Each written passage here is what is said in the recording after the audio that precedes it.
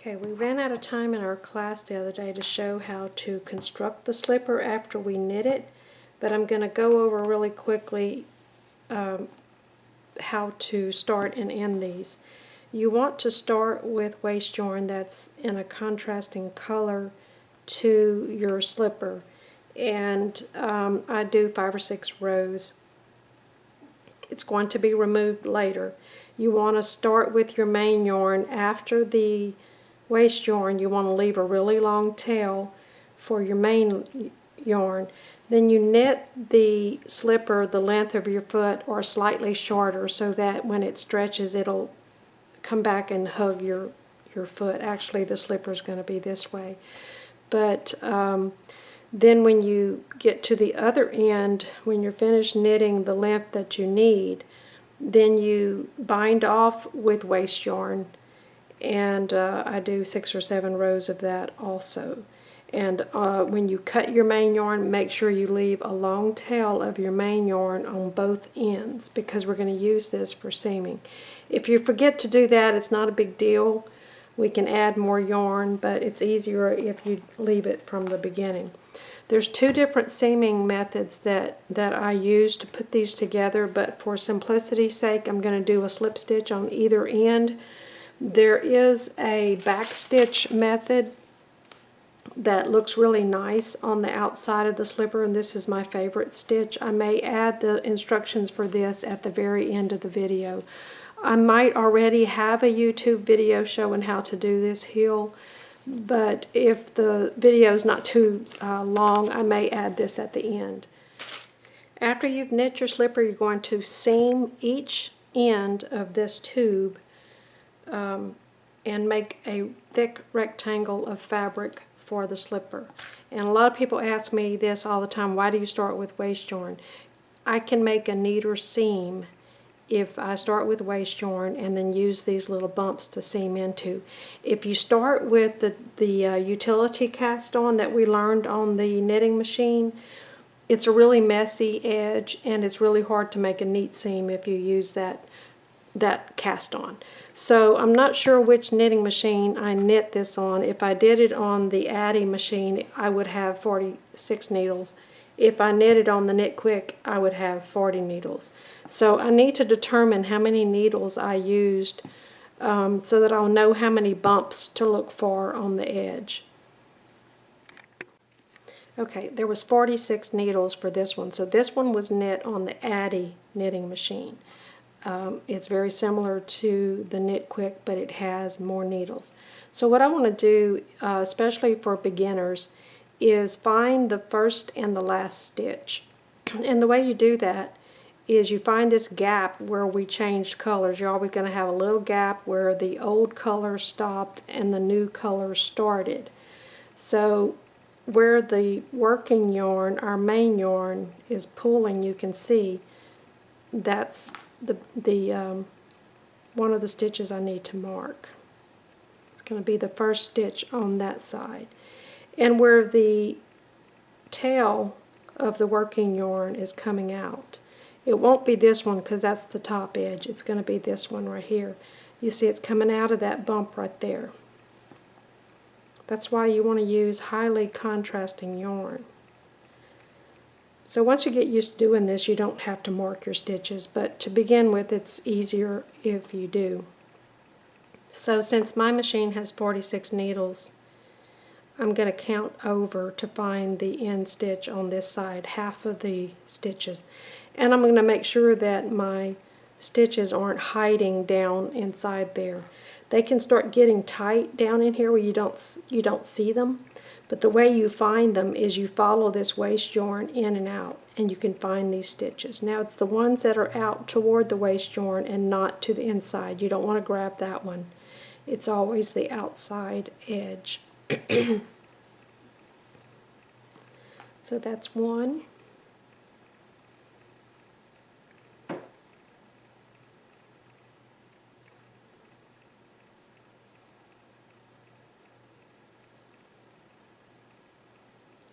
So that should be the last one on this side if I counted correctly. I'm going to go to the other side.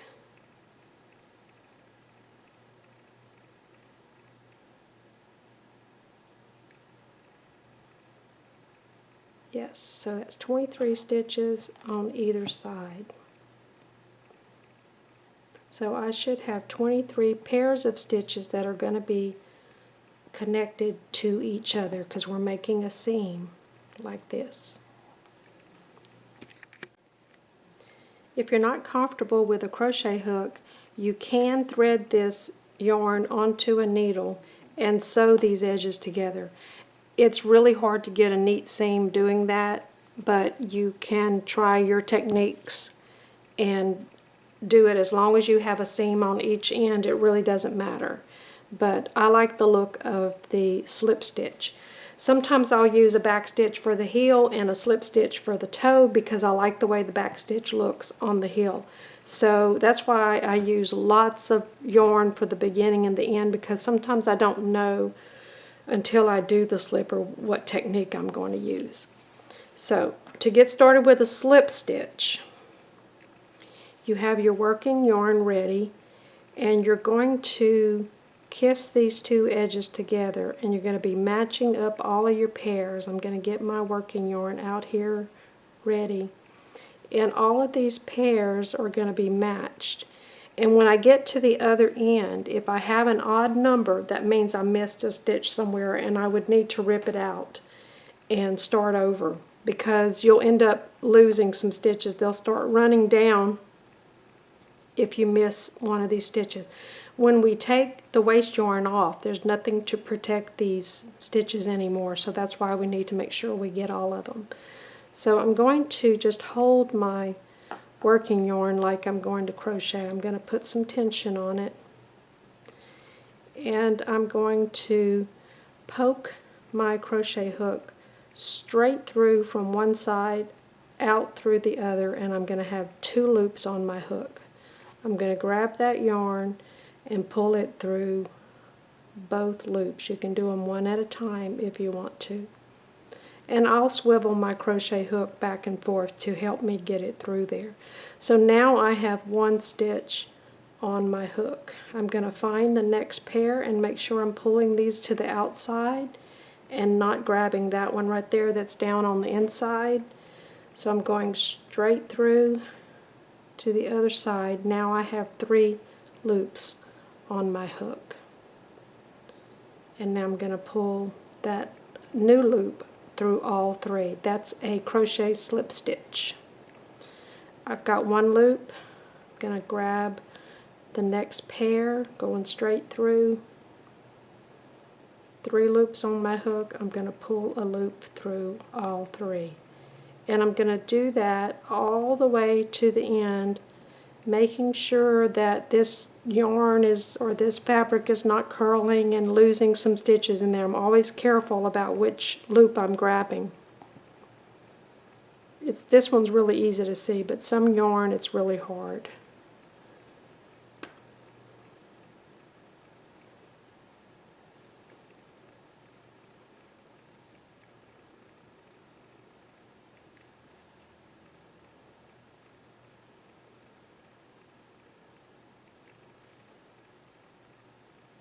Okay, I'm going to finish this all the way to the last few stitches, and then I'll come back. Okay, I'm down to the last 2 pairs, and so I have 1, 2, 3, 4. So I know I have an even number. I have 2 pairs to join to each other, so I didn't mess up anywhere. So I can remove my markers and finish slip stitching this together.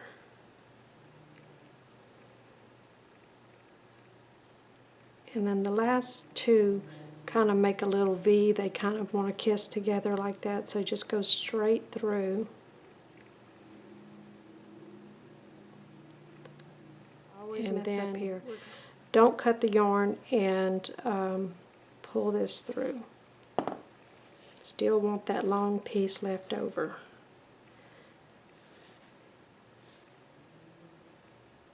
Now, we can remove the waste yarn now if we want to. I'm going to take my markers off because now our stitches are secure. I'm going to confess, I only get this right about half of the time when I get ready to unravel the waist yarn. Right now there's no live stitches. You can't just start unraveling. If you pull on that, it's just going to draw up. So I don't know why I ended up with a big loop, but normally where the tail is, on the other side of it, you have this strand that goes all the way through. And normally it just looks like this. You have your tail and then you have these loops. I'll just take my scissors and I'll cut that, release that, and if I did it correctly, I should end up with an extra piece of yarn. About half the time I cut the wrong loop and I end up having to cut the whole thing out. So now I should have a live piece of yarn that I can just unravel. And if the yarn's in good shape, sometimes I'll save it for my next project to use as waste yarn, but a lot of times this yarn will get really fuzzy from using it so much. So I got lucky this time and didn't split any yarns, and I ended up being able to unravel that. So your slip stitches kind of lean a little bit this way, and you'll have the back side where the twisted part of the crochet stitch shows up on the other side. So you can seam the other end the same exact way, or if you prefer, you can go and find the video on the back stitch and do the back stitch for the heel and reserve this side for the toe. But either way, you're not going to want to cut your main yarn. You're going to want to leave this long until the very end, and we can decide if we need it anymore. Okay, I slip stitched the other end, and I want to see if I can get lucky with this waste yarn. Again, here's my tail. Here's that strand that runs straight through that you can gather up with. And I am going to snip it.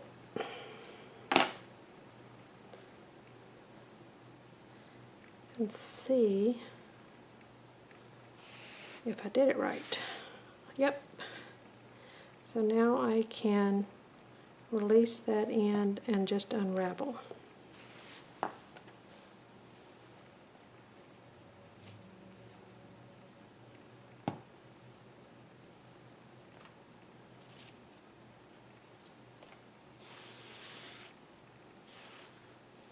Alright, so I have a thick rectangle that is going to be my slipper. It's going to be folded like this. Part of it's going to be seamed up for the top of the toe. This is going to be like the toe. This is going to be the heel, and this is where your foot is going to go in.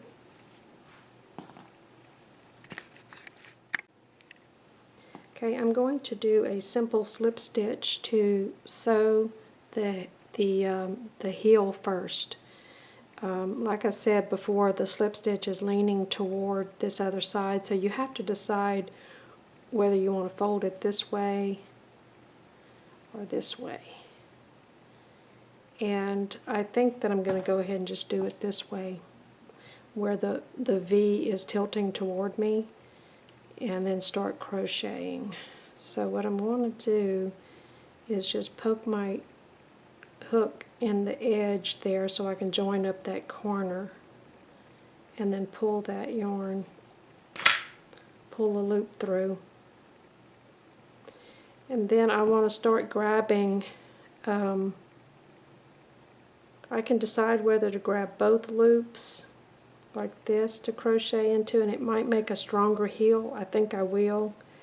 You can I usually use the back stitch, that's why I'm a little unsure about how I want to do it. You can experiment, because this is easy to rip out. If you don't like the way it looks, you just tug on the yarn when you get to the other end.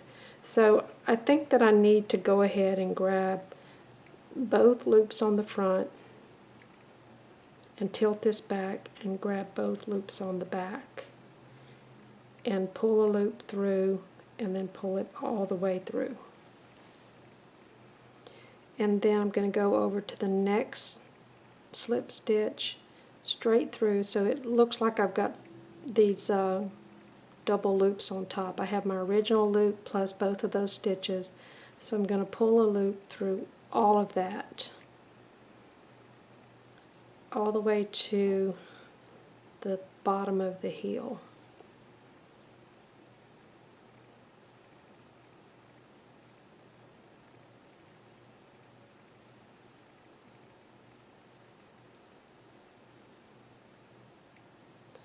And you might want to try this on your foot and see if it's too lumpy for your foot. If you don't like the way it feels, then you can decide on a different seam. So I'm not going to cut any yarn because I want to do some testing. That doesn't look bad for a heel. I actually like that. That can be your outside. You can say, I like the way that looks, that's my outside. Or if you like this one better. It's very similar to the look of the back stitch. But I'm feeling this here on the inside, and I might not want that against my foot. So I would probably make this the outside. And just to remind me of which side I decided that I wanted to be my outside, I'm going to stick a marker there, because I'll forget when I start doing my other seams. I'll forget which one I wanted to be the outside of my shoe. So at this point, I can go ahead. See, I didn't really finish that last slip stitch, so I've decided what I want to do with this. So I'm going to go ahead and pass that tail all the way through and finish off that stitch. Now I want to curve this a little bit, and there's a little trick that I do to curve it, because if you don't, you'll end up with a pointy heel. So I start scrunching it with my thumb, and then I thread a needle with that tail. At this point, we don't really need this whole length anymore. See, I'm just raveling it, so I'm just going to cut this shorter because I don't need that much.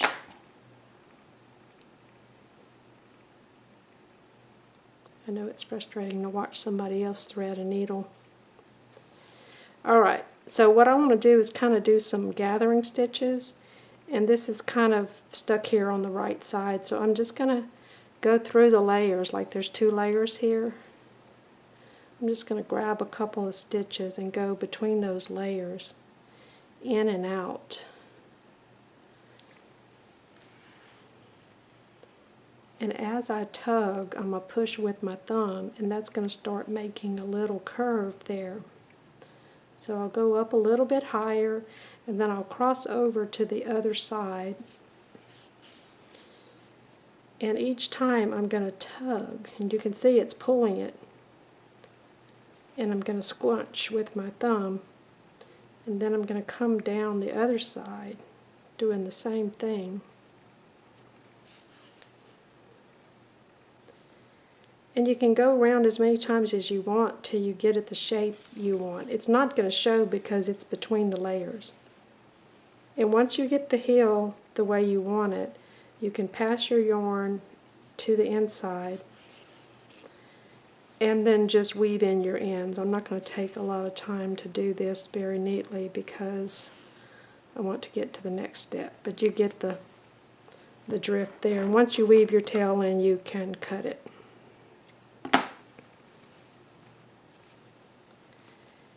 And that's a pretty nice looking heel.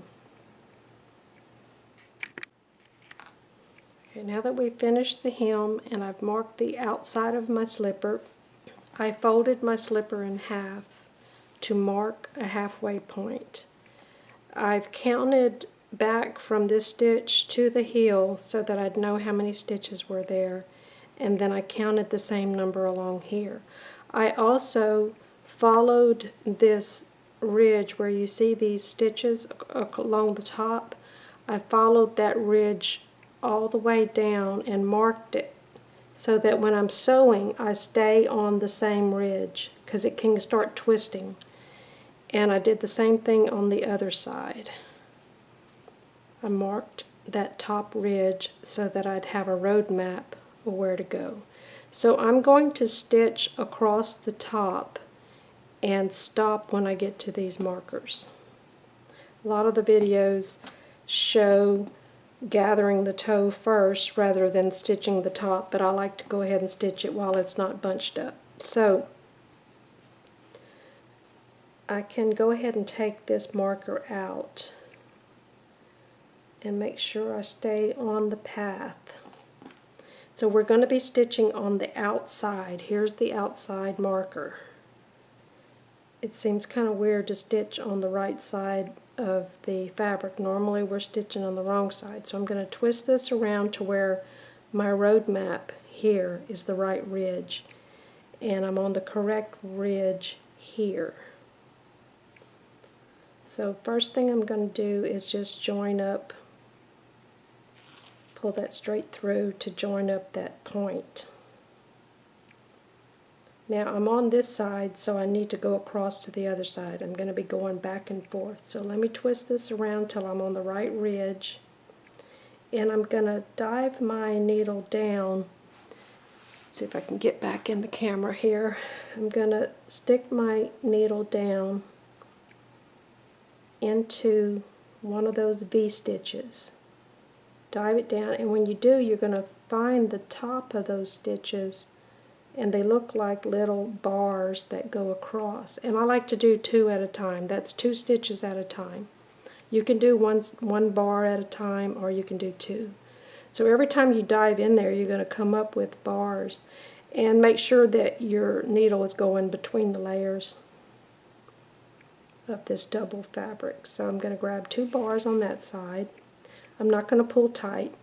I'm going to come back to my road map on this side, figure out where I left off, and dive down and grab 2 bars on this side. Now the first stitches, sometimes they curl up and make a little knot there, so I'm going to double check that. And it is twisting here. This is where I need to be, right here. After you get the first 2 done, you're home free. So I still am not going to pull that up tight. So what I do is I pull on that and find out where it came out. Where it came out, that's where I dive down. Pull up 2 bars. Come across to this side, go down where it's coming out, right there. Grab 2 bars. And then every 4 or 5 stitches you can snug that up. Don't pull too tight. If you do pull tight, stretch it back out again and neaten it up, and that's going to pull everything together. Then I usually stretch it out again so that I can see where my ladder is. And I really don't need the road map anymore because it's already been established, as long as I stay in the same ridge. So where this is coming out, I'm going to grab 2 bars.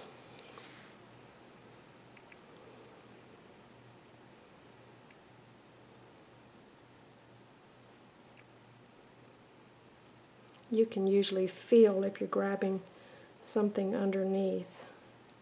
I usually just kind of lift up on it, make sure everything feels like it should, and that I'm not grabbing too much stuff underneath.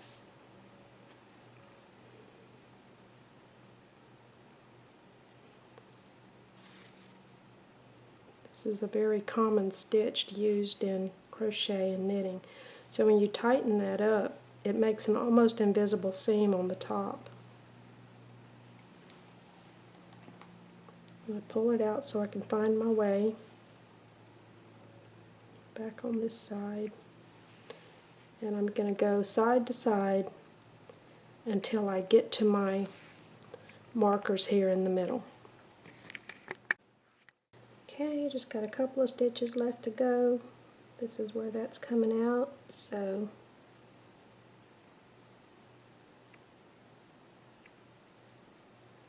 take this out so it's not in my way.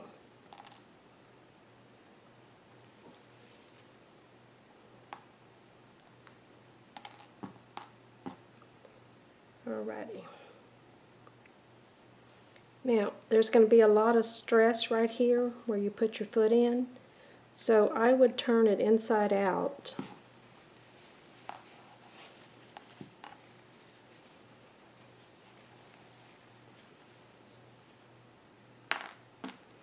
And do a little bar across here.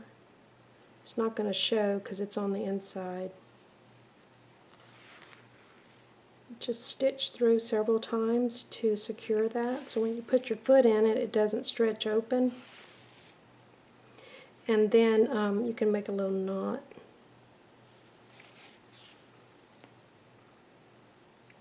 Just don't want a big knot because you don't want to feel that on your foot. And then you can weave in your ends.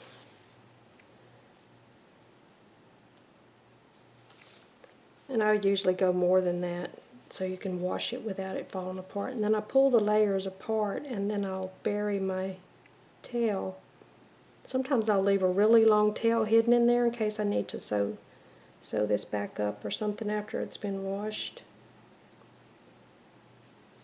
But this is just a sample, so now you can cut it, tug on it just a little bit, cut it, and it'll disappear in there. Alright, starting to look like a slipper. The next step is to gather, and I may have enough yarn already on here to gather with because you really don't need that much, just enough to go around. So you can start anywhere, but you need to decide whether you want all of this showing on the outside or not. I like to grab just one loop. On a lot of the videos I've seen online, they grab 2 loops, and to me it makes a thicker gather. So depending on what you want to show on the outside, choose which loop you want to use as the gathering point.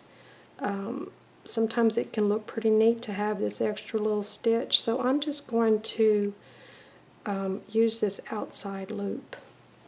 And what I'm going to do is start somewhere in the middle and then just go out and in, zigzag all the way around, grabbing the same, be consistent in which loop that you're going to be grabbing. And everybody has their own technique of doing this, and again, I've watched a lot of videos, and one person will tell you you don't have to grab every stitch, and the other one will tell you grab 2 loops. You just have to practice and decide what you like the best, but I like to do every stitch, and I don't like to grab too many loops, or I don't want it too thick, in other words. And it could also depend on what type of yarn you're using too. Just a lot of experimentation. So let's see where I'm going to end up. I'm going to go back out the same one that I went into. Sometimes you don't end up in that same place. So I took my needle out, and now all I have to do is gather. And it's going to look real lumpy at first, but never fear, it'll turn out okay. So we're still on the outside of the slipper. You can do this from the inside if you want to. And I pull it up as tight as I can before I make my first little knot. And then I'm just going to do my first step of the knot. And it's still not going to hold real tight. To tie one more knot, get as tiny of a hole as you can there. And then we're going to do the same thing that we did with the scrubby loom. And I apologize, I won't know till I watch the video whether I got out of the camera or not. Sometimes it's hard to stay in the camera. So I'm going to thread my needle. And I don't think it makes a difference whether you're on the inside of the slipper or not, because it's not going to show.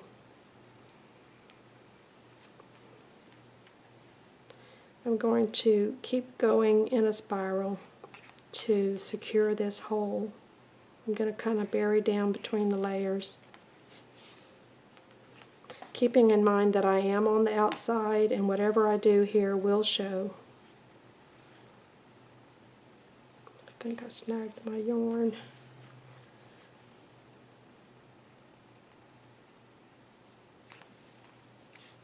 And just keep going around and around with this tail until your hole gets smaller right there.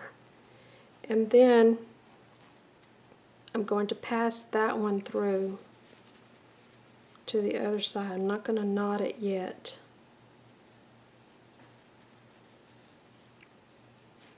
Then I'm going to thread the other one and do the same thing.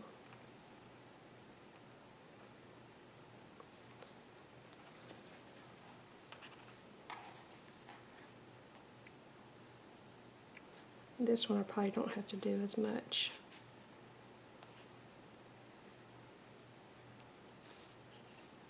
Because it's getting pretty secure there. Now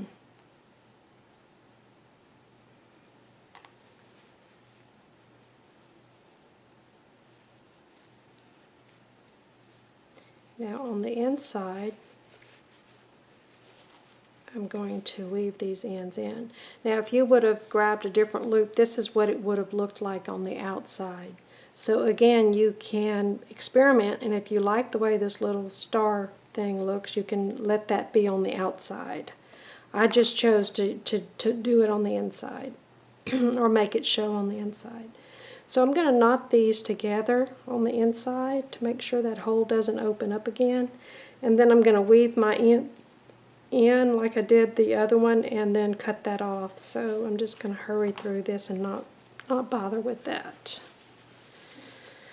So once all the whole slipper is done, this looks real bunchy right now, but later I'm going to put it on a blocking, a sock blocker, and I'll steam this, and this will smooth out quite a bit. And also when you wear the slipper, I wear these all the time, and they end up not being so lumpy against the toe. So with this slipper, I probably don't need to add any to the upper edge, but at this point you can go ahead and choose to crochet several rows across the top edge here to make it higher up on your foot. There's all kinds of things you can do now at this point to decorate the slipper. You've all seen these samples that we had in our class, but this one I used a really thick cushy yarn to make a cuff, and I crocheted that and flapped it down to make a decorative little flap on that slipper. On this one I just added a little bit of crochet around the top, and I left the opening a little bit lower on my foot across the front. This one was a little bit harder to do. I knitted an extra band, a little flat rectangle, and I folded it, and I had to hand sew it on, and I didn't really like doing that. I like the way it looks, but it was a little bit more work than I wanted to do. So there's a lot of options that you can do to raise that heel. The original heel was right here, so you need to add as much as you think you'll need to make the sock or the slipper comfortable. These are the sock blockers that I bought at Hobby Lobby, and they're really nice for shaping your socks and slippers. The slipper that I have on here is kind of big, but you just stick it on there and then you shape it on, and then you go to your steamer or your steam iron and you blast it with steam and you slightly shape it. Don't mess with it too much when it's wet, but then you just lay this somewhere or just hang it up somewhere and let it dry, and all of this will smooth out and soften up a little bit.